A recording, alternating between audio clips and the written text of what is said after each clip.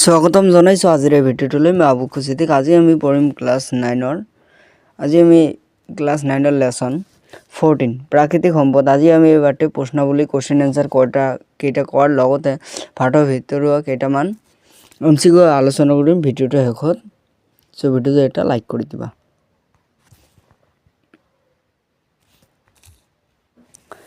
So প্ৰশ্নাৱলী 1 number প্ৰশ্নাৱলী যেটো আছে 193 পেজত আছে আৰু এই প্ৰশ্নাৱলী আমাৰ 1 নম্বৰ কোৱেশ্চন আছে যে আমাৰ পৃথিৱীৰ বায়ুমণ্ডল শুক্ৰ আৰু মংগল গ্ৰহৰ বায়ুমণ্ডলৰ মাজৰ পাৰ্থক্য কেনে ধৰণৰ। সো আমি ইয়াৰ উত্তৰখিনি একেবাৰে সৰুকৈ লিখি আনিছো তোমালোকৰ সুবিধাৰ কাৰণে। সো আমি লিখিম যে আমাৰ পৃথিৱীৰ বায়ুমণ্ডলৰ তুলনাত শুক্ৰ আৰু মংগল গ্ৰহৰ বায়ুমণ্ডলত কাৰ্বন ডাই অক্সাইডৰ পৰিমাণ বেছি। এই দুটা গ্ৰহত কাৰ্বন ডাই অক্সাইডৰ শতকৰা পৰিমাণ 95 to 97 ভাগ। আনহাতে পৃথিৱীৰ বায়ুমণ্ডলত কাৰ্বন ডাই অক্সাইডৰ পৰিমাণ 0.03%। Okay?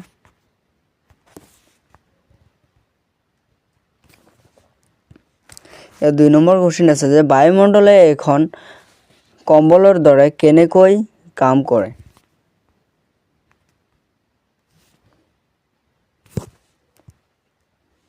সো আমি উত্তৰখিনি লিখিম যে বায়ুমণ্ডলত যি বায়ু থাকে সেই তাপৰ সুপৰিবাহী। দিনৰ ভাগত বায়ুমণ্ডলৰ পৃথিৱীৰ উষ্ণতা হঠাৎ বহুত বাঢ়ি যোৱাত বাধা প্ৰদান কৰে আৰু ৰাতিৰ ভাগত পৃথিৱীৰ উষ্ণতা কমি যোৱাত বাধা প্ৰদান কৰে।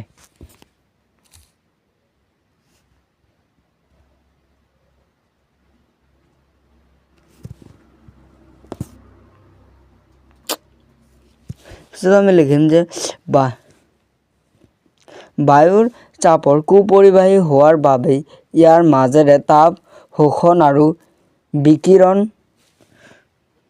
কৰাটো পৃথিৱীৰ বাবে সম্ভৱ নহয়। হে আমি ক'ব পাৰোঁ যে পৃথিৱীৰ বায়ুমণ্ডল এখন কম্বলৰ দৰে আগুৰি আছে।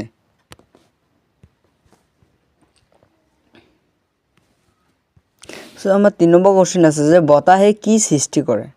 সো আমি লিখিম যে কোনো অঞ্চলৰ উষ্ণতা বৃদ্ধি পোৱাৰ লগে লগে সেই অঞ্চলৰ বায়ুৰ গৰম হৈ ঊৰ্ধ্বগামী হোৱাৰ বাবে অঞ্চলটোত নিম্নচাপৰ সৃষ্টি হয়। সেই অঞ্চলটোৰ তুলনা কাষৰীয়া অঞ্চলটোৰ বায়ু শীতল আৰু গধুৰ।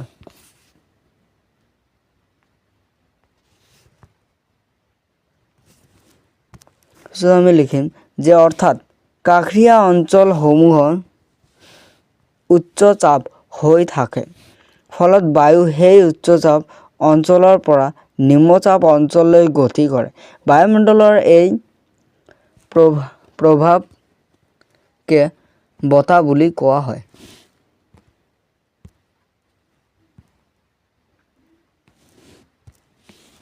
4 নম্বৰ কোৱেশ্চন আছে যে ডাবৰ কেনেকৈ সৃষ্টি হয়। আমি লিখিম যে দিনৰ ভাগত সূৰ্যৰ তাপত জলমণ্ডলৰ পানী গৰম হৈ বাষ্প আকাৰ লাভ কৰে। সেই বাষ্প গৰম বায়ুৰ সৈতে ওপৰলৈ যায়।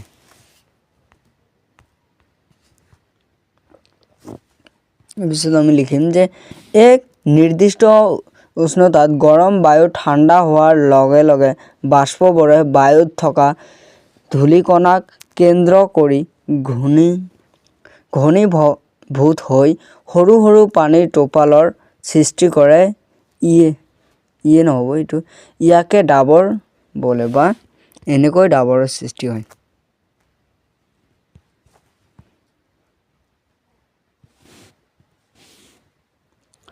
5 নম্বৰ কোৱেশ্চন আছে যে বায়ু প্ৰদূষণ সৃষ্টি কৰাৰ যিকোনো 3টা কাৰ্যকলাপৰ তালিকা প্ৰস্তুত কৰা। সো আমি ইয়াৰ উত্তৰখিনি লিখিম এনেকৈ যে উত্তৰ যে জীৱাশ্ম ইন্ধনৰ দহন, খেতি পথাৰত মুকলিকৈ ঘাঁহ বন পাত জাবৰ আদি জ্বলোৱা,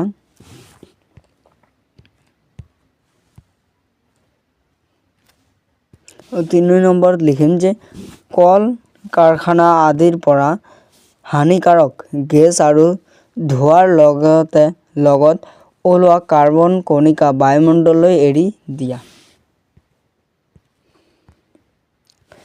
তাৰপিছত আমাৰ নেক্সট প্ৰশ্নাৱলী আছে 194 পেজত।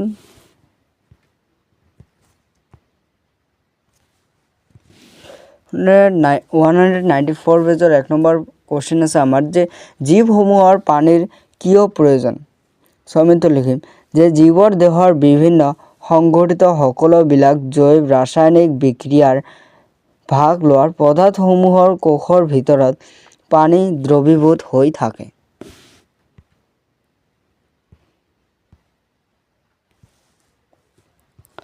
পিছত আমি লিখিম যে আনহাতে দ্ৰৱীভূত অৱস্থাতেই সকলোবিলাক পদাৰ্থ দেহৰ এঠাইৰ পৰা আন ঠাইলৈ পৰিবহণ হয়। সেইকাৰণে জীৱসমূহে দেহত পানীৰ পৰিমাণ নিয়ন্ত্ৰণ কৰি জীয়াই থকা সম্ভৱ হৈছে।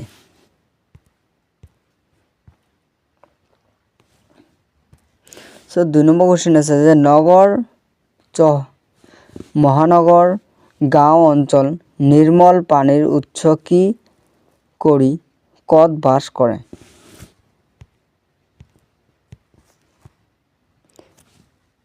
আমি ইয়াৰ এনসাৰটো লিখিম যেনেকৈ যে নগৰ মহানগৰ গাঁও অঞ্চলৰ নিৰ্মল পানী উৎস হ'ল সাগৰ মহাসাগৰ তো মহানগৰ নহ'ব সাগৰ মহাসাগৰ নদী আদি। মই গাঁও অঞ্চলত বাস কৰোঁ এইটো লিখিব নালাগে মই গাঁৱত বাস কৰোঁ তোমালোকে যদি নগৰত বাস কৰা নাই গাঁৱত বাস কৰি লিখিব পাৰা বাট না লিখাটো ভালে হ'ব নলিখাটো।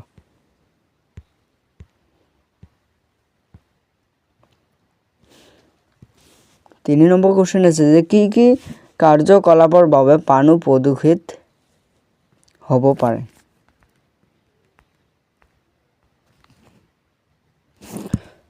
আমি ইয়াৰ আনসাৰটো এনেকৈ লিখিম যে উত্তৰ পানী প্ৰদূষণ হ'বৰ বাবে কাৰ্যবোৰ হ'ল 1 নম্বৰ দিছোঁ যে উদ্যোগ কাৰখানাৰ পৰা ওলোৱা ৰাসায়নিক পদাৰ্থ কীটনাশক পদাৰ্থ পানী মিহলি হৈ প্ৰদূষণ কৰিব পাৰে।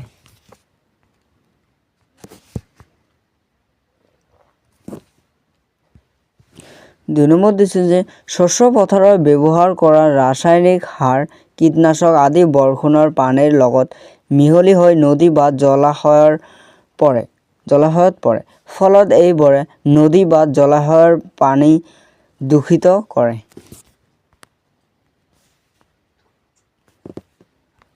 So 3 নম্বৰ দিছোঁ যে মানুহৰ ঘৰত দৈনন্দিন জীৱনৰ সৃষ্টি হোৱা ঘৰুৱা আৱৰ্জনাবোৰ নদী বা হ্ৰদৰ পানীত নিক্ষেপ কৰা হয় ফলত পানী প্ৰদূষিত হয়।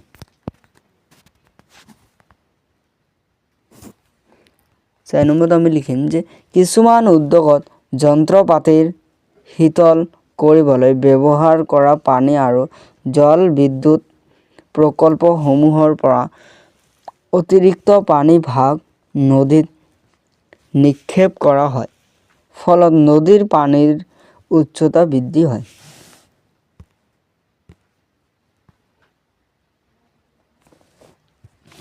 আমাৰ প্ৰশ্নাৱলী আছে 3 নম্বৰ এইটো 196 পেজত আছে এইটো প্ৰশ্নাৱলী আৰু ইয়াৰ আমাৰ 1 নম্বৰ কোৱেশ্চন দিছে যে মাটি কেনেকৈ গঠন হয়। Important question. আমি ইয়াৰ এনসাৰটো লিখিম অতীতৰ পৰা হাজাৰ হাজাৰ কোটি বছৰ ধৰি বিভিন্ন ভৌতিক ৰাসায়নিক আৰু জৈৱিক পৰিঘটনাৰ ফলত পৃথিৱীৰ উপৰিভাগত থকা কঠিন শিলাস্তৰ ভাঙি চূৰ্ণ বিচূৰ্ণ হৈ সৰু সৰু কণিকাত পৰিণত হয় আৰু এনেকৈ মাটি গঠন হয়। ইম্পৰ্টেন্ট কোৱেশ্চন হয়।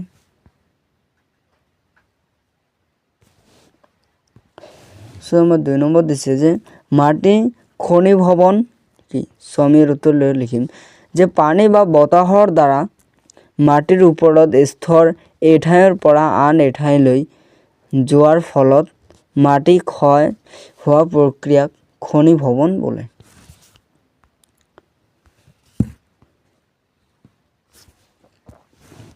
2 নম্বৰ কোৱেশ্চন আছে যে মাটি খনি ভৱনৰ পৰা ৰখা হ'বলৈ কি ব্যৱস্থা হাতত ল'বা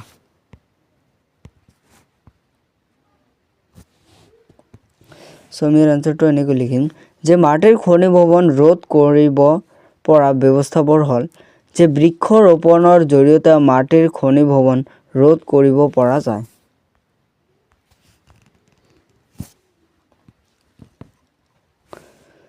2 নম্বৰত লিখিম যে মাটিসমূহৰ ঢাকি ৰখা শস্য কৰি খনি ভৱনৰ ৰোধ কৰিব পাৰি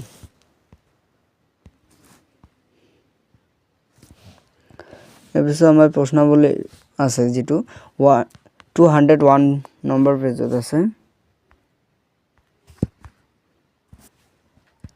201 নম্বৰ পেজৰ আমাৰ 1 নম্বৰ কোৱেশ্চন আছে যে কি অৱস্থাত জল চক্ৰ পানী পোৱা যায়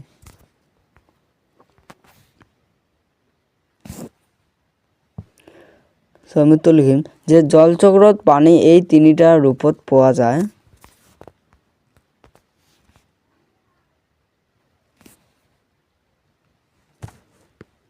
এক নম্বৰ যে গোটা অৱস্থাত বৰফ আকাৰে 2 নম্বৰ যে জুলীয়া অৱস্থাত নদীৰ হ্ৰদ সাগৰ মহাসাগৰ বা ভূগৰ্ভত পোৱা যায় আৰু 3 নম্বৰত আমাৰ হ'ব যে গেছীয় অৱস্থাত জলীয় বাষ্প হিচাপে পোৱা যায়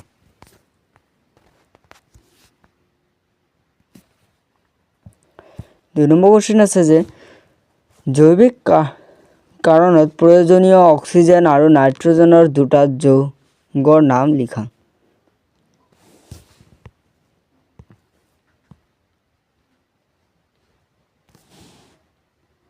সো আমি তো লিখিম যে প্ৰয়োজনীয় যৌগ হল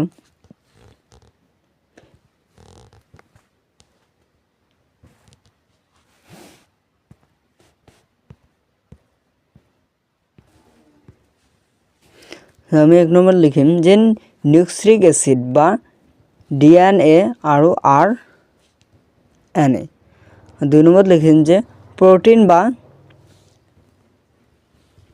এমিনো এসিড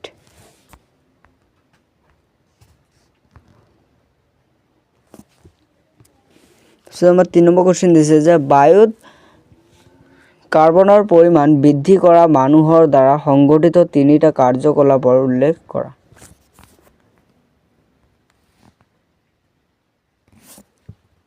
সো আমি এৰ আনসাৰটো লিখিম যে ইন্ধনৰ দহন 2 নম্বৰত লিখিম যে গছ গছনি কটা 3 নম্বৰত লিখিম যে বাতানুকূল যন্ত্ৰৰ ব্যৱহাৰ কৰা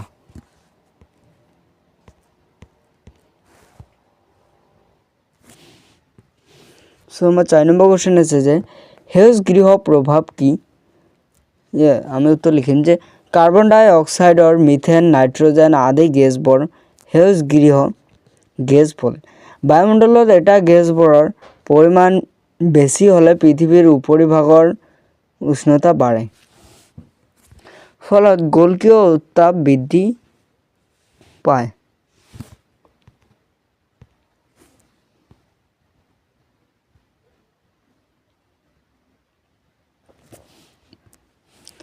সো আমি লিখিম যে এই উত্তাপ বৃদ্ধিৰ ফলত জলবায়ুৰ পৰিৱৰ্তন হয় সেইবাবে ইয়াক সেউজ গৃহ প্ৰভাৱ বুলি কোৱা হয় হয়তো তোমার লোগোর ক্যামেরা এই দুটা লাইন হয়তো দেখা দিয়া নাই ন এই দুটা লাইন না দিলে লিখি লবা হয়তো পড়ি দিছো না শুনা পাইছা 5 নম্বৰ কোৱেশ্চন আছে যে বায়ুমণ্ডলত কি দুটা অৱস্থাত অক্সিজেন পোৱা যায় সো আমি আনসাৰ লিখিম যে বায়ুমণ্ডলত অক্সিজেন দ্বিপাৰমাণৱিক অণু আৰু ত্ৰিপাৰমাণৱিক অণু হিচাপে পোৱা যায় প্ৰশ্নবোলে কোৱেশ্চন আনসাৰ এটা আমাৰ এইকেইটাই শেষ হৈছে এতিয়া তো আমি এমসিকিউ এটা কৰিম এমসিকিউ নম্বৰ মই 1 দিছো যে বায়ুমণ্ডলত অক্সিজেনৰ পৰিমাণ কিমান মই 1 নম্বৰত আছে যে 12% ইয়াতে বিত আছে যে 21% সিত আছে 32% ডিত আছে 42% আমাৰ যেটো বিত আছে বি2 21% আমাৰ বায়ুমণ্ডলত অক্সিজেন আছে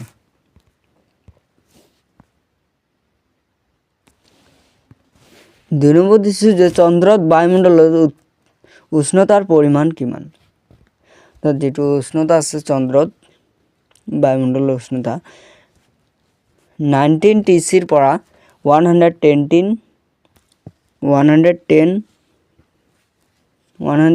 টিচি আৰু বিত আছে যে 20 টিচি পৰা 120 টিচি, চিত আছে 30 টিচিৰ পৰা 190 টিচি, ডিত আছে 10 টিচিৰ পৰা 110 টিচি। আমাৰ যেটো এই নম্বৰত আছে 19 টিচিৰ পৰা 110 টিচি, এইটোৱে শুদ্ধ।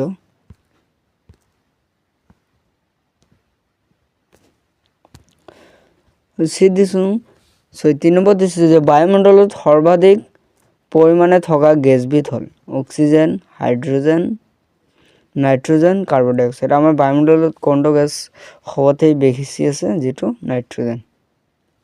নাইট্ৰোজেনৰ পৰিমাণটো সবতকৈ বেছি, কাৰ্বন ডাই অক্সাইডতকৈ বেছি।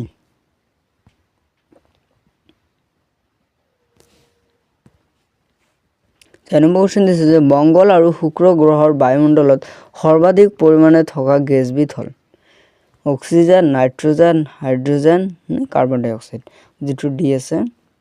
শুক্ৰ আৰু মংগল গ্ৰহত সকলোতকৈ বেছি গেছ আছে এইটো হ'ল কাৰ্বন ডাই অক্সাইড। সো এইকেইটা এমসিকিউ আছিল আমাৰ কাৰণে। থ্যাঙ্কস ফৰ ওয়াচিং হাবুক্ষ সিদ্দিক ক্লাস 9 জেনাৰেল সায়েন্স। হাবুক্ষ সিদ্দিক এইটো প্লেলিষ্টৰ নাম হ'ল, যেটো প্লেলিষ্ট এইটো মাইলে যিমানখিনি ভিডিঅ' আছে প্লেলিষ্ট জেনারেল সায়েন্সত সেই প্লেলিষ্টটো ওলাই আহিব। ইয়াৰ পৰা বাকি যিবিলাক ভিডিঅ' আছে ইয়াৰ নেক্সট ভিডিঅ'ত মই অনুশীলনী কোৱেশ্চন আনসাৰ কেইটা কৰি দিম। সো ভিডিঅ'টো এটা লাইক কৰি দিবা দে।